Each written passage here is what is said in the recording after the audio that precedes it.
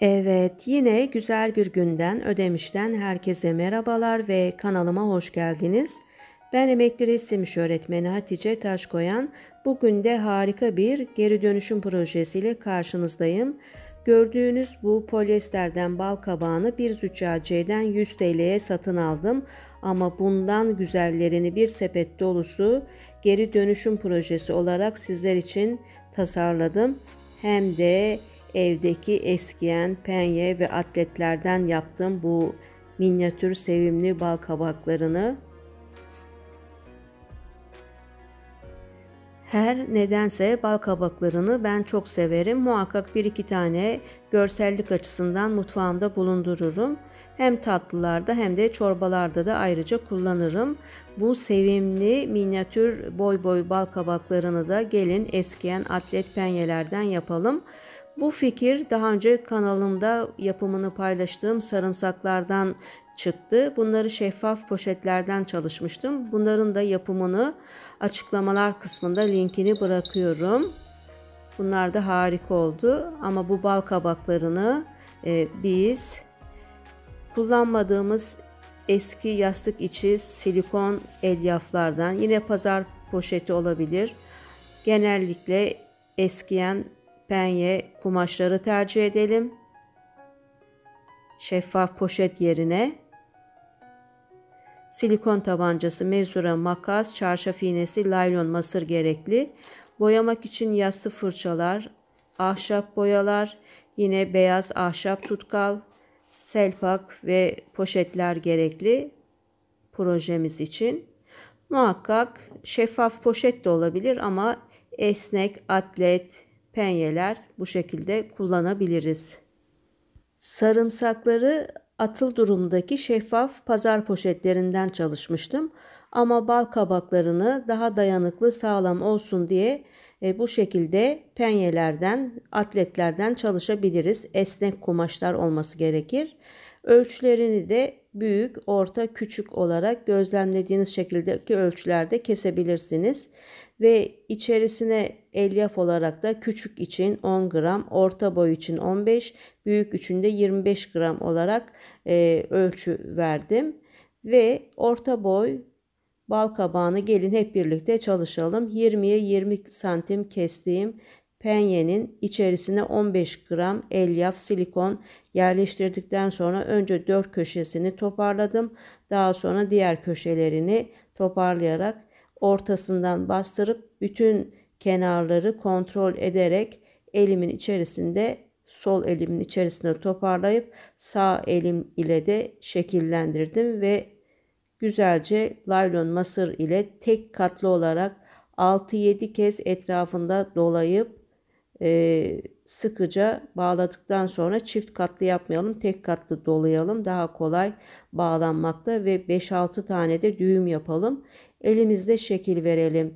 Uzunca laylon masırdan ip bırakalım, 2 katlı hale getirelim ve büyükçe bir çarşaf iğnesine bu 2 katlı ipi geçirelim.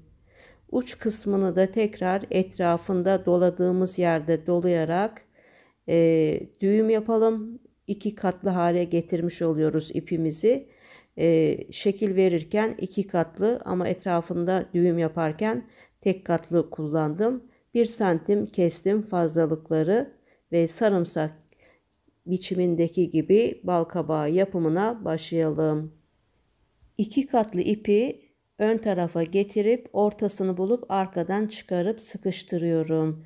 Tekrar 1 santim pay bıraktığım yerin etrafından dolayıp karşısına geçerek tekrar orta kısımdan arkaya iğnemi çıkarıp bal kabağını ikiye bölmüş oluyorum. Tekrar çevirerek yine ön taraftan merkez ortadan batıp arka kısımdan çıkararak önce 3'e daha sonra 4'e bölüyorum bal kabağını ve bu arada sıkıştırarak iz bırakıyorum.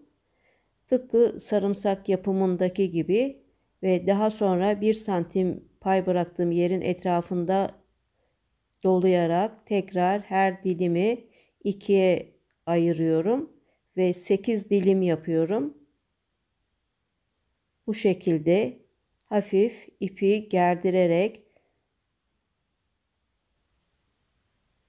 8 dilim kabak çalışmış oluyorum.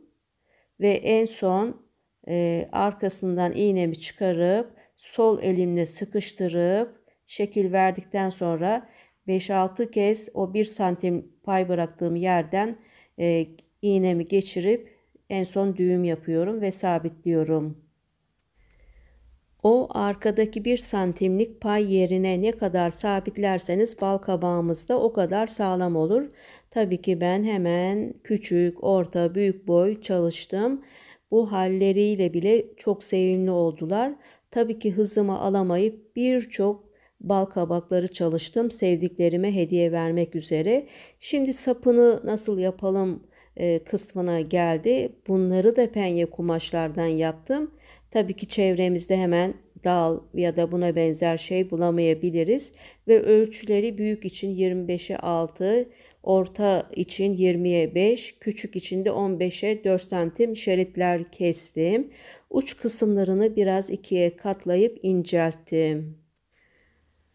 Bildiğimiz beyaz ahşap tutkalın içerisine bu şeritleri grup grup daldırıp elimle de iyice tutkalı almasını sağladım. Sırasıyla diğerlerini de yaptıktan sonra bu şekilde büyük olanı 3 parmak biraz daha aşağıdan ikiye katlayıp kendi etrafında burktum. Uç kısmını da iyice incelttim. Evet, tam ortadan değil, biraz pay bırakarak ikiye katlayıp bu şekilde burkup uç kısmını da incelterek diğer bal kabaklarının saplarını da bu şekilde 2-3 saat kurumaya bıraktım. Çünkü aşama aşama hafif yarı kuruyan bu sapları tekrar kendi etrafında burkarak şekillendirdim. Bu sapları çalışırken aklıma tabii ki birçok projeler geldi. Bu yöntemle neler yapılmaz ki? Ve daha sonra 2-3 saat içerisinde yarı kuruyan bu saplara burkarak gözlemlediğiniz şekilde biçim vererek kıvırarak şekillendirmeye çalıştım. Bu kuruma, sap kuruma 5-6 saat kalorifer yanında ya da bir gün doğal olarak kurumaya bırakabilirsiniz. Ve daha sonra daha sert olmasını istediğim için bu 5-6 saat sonra şekillendirdiğim kuruyan bu sapları tekrar hafif elimle tutkal alarak etrafından geçip yine burktum, şekillendirdim. Bunları kendi halinde kurumaya bıraktım. Kuruduklarını dokunduğunda anlarsınız ve her bir sapı balkabakların üzerine yerleştirip üzerlerinde kontrol ederek duruşlarına şekil vererek tekrar son dokunuşları yapıp uzun geldiyse alt kısımlardan kesip daha sonra makas yardımıyla genişleterek alt kısmı uca doğru incelen bu sapları bu şekilde hazırladım. Bal kabağı yapımını evdeki malzemelerle buraya kadar geldiysek şu andan itibaren artık boyama işlemi için bize birkaç renk ahşap boya gerekli. Farklı markalar olabilir. Sap için kahverengi, yeşil ve metalik altın gold rengi gerekli. Bütün sapları ben koyu kahverengi ile boyadım. Bir kenara kurumaya bıraktım. Daha sonra da sırasıyla bal kabaklarımı önce kırmızıdan başladım. Cadence'nin çilek kırmızısı vardı. Fırçama çok az su alıp direkt kabın içerisine yassı fırçayı daldırıp koyu vaziyette gözlemlediğiniz şekilde boyamaya başladım. Bunda tonlama yok. Bir kat boyadıktan sonra kuruyunca ikinci katlarını da boyayacağız. Siyah da boyadıktan sonra favorim olan bu Cadence'nin tuval ve antik beyazı ile bu bal kabaklarını da boyamaya başladım. Boyayı sulandırmıyorum. Fırçayı suya daldırıp direkt kabın içerisine batırarak gözlemlediğiniz şekilde tuval rengi alt ve üste ve yan boğumlara sürdükten sonra tekrar fırçamı antik beyaza daldırıp yanları da boyuyorum. Bu şekilde bırakırsak keskin boyanmış olur. Geçişler yapmamız için tekrar tuval rengi alıp üstten ve alt kısımdan fırça yardımıyla tonlamalar yapıyorum. Bu geçişi eldiven ile de yapabiliriz. Yanlarından sürebiliriz. Tekrar beyaz sürdükten sonra eldiven ile bu şekilde tonlamalar yapılabilir. Geçişler daha doğal görünmesi için bu şekilde yapalım. Tonlama yapmak zor gelirse kırmızı ve siyahtaki gibi dümdüz de boyayabilirsiniz. Şimdi kadensenin koyu oksit sarı ve sıcak turuncu renklerini biraz palete aldım. Yoğurt kabına karıştırdım. Biraz da bir fırça kadar su alıp üst ve alt kısmını ve yandaki boğum yerlerini bu karışım ile boyamaya başladım. Yine buradaki tonlamada tıpkı tuval ve antik beyaz bal kabağındaki gibi olacak. Fazla boyaları aldım daha rahat boyamak için. Boğum kısımlarına, üst ve alt kısımlarına bu iki renk karışımı, yanlara da sıcak turuncudan sürerek tıpkı biraz önceki tuval ve antik beyaz bal kabağını boyadığım yöntem ile eldiven ve yassı fırça ile tonlama yapıyorum.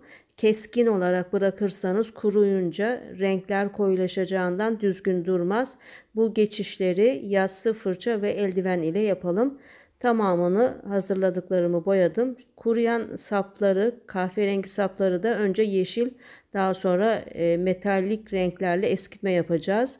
Hiç fırçaya su almadan direkt boyayı alıp çok az da selpak üzerinde yedirdikten sonra bu şekilde eskitme yaptım ve biraz da birkaç takım bal kabağını tamamladım bu arada. Örnek olması için bize yine metalik altın gold ve gümüş renkleri lazım. Son rutuşlar için. Tabii ki bir kat daha boyamamız gerekir. Ben o aşamaları göstermedim. Biraz metalik gümüş rengi aldım. Hiç su kullanmayalım. Yassı fırçamızda yine boyayı aldıktan sonra hafif hafif alt ve üst kısma daha az, yanlara daha çok sürelim. 2 kat muhakkak kuruma aşaması 3-4 saat geçtikten sonra bu bal kabaklarını boyayalım. Ben bir katını sadece sizlere gösterdim. İkinci katı muhakkak gerekli. Daha sonra da üzerlerine rengine, tonlamasına uygun olarak metalik gümüş rengi ya da metalik altın gold ile bu şekilde alt, üst ve yanlara tonlamalar yapıyoruz. Yanlara daha çok, üst ve altlara daha az. Hiç su kullanmıyoruz. Boyayı da çok azalıyoruz. Sapa da yeşilin son rutuşu olarak önce kahverengi boyadık. Sonra yeşil ile eskitme yaptık. En son da metalik gümüş ile sap kısmına da eskitme yaparak silikon tabancasıyla yapıştırıyoruz. Diğerlerinde aynı yöntemle çalıştım ve o sapları da bal kabaklarına büyük bir zevk ile yapıştırıyorum. Ben bu renkleri çok sevdim ve favorim. Bir takımını kendime ayıracağım. Hiç penyelerden bu şekilde bir geri dönüşüm yapılacağı aklınıza gelir miydi? Sıcak turuncu ile çalıştığım bal kabaklarını da metalik altın gold ile yine yassı fırça yardımıyla alt ve üstlere daha az, yanlara daha çok tonlama yapıyorum. Kesinlikle su kullanmıyoruz. Boya fazlalığını yedirerek fırçamıza boya alıyoruz. Çünkü direkt alırsanız daha fazla parıltı gösterir. Ama bu tonlamayı da muhakkak yapınız derim. Üstlerde gözlemlediğiniz şekilde daha az, altlarda da yine az ama yanlarda çok olsun. Bu şekilde turuncuları da metalik altın gold ile tonladım. Saplarını da aynı şekilde eskitme yaptım. Bunları da tamamladıktan sonra en son silikon tabancasıyla yapıştıralım. Görüntü harika. Evet, sizce bu proje nasıl oldu? Sevdiklerinize yapabilirsiniz. Çok üretip seri üretime geçip satış yapabilirsiniz. Evinize çalışabilirsiniz. Hepsi birbirinden güzel oldu. Renkler harika oldu. Hediye verirken de paket kağıdından 45 santime 35 santim kesip 40 santime de 2 adet sicim ip kestiğinizde minik çantalar yapabilirsiniz. Üstünü 1-1,5 santim kıvırdım ağız kısmı olarak.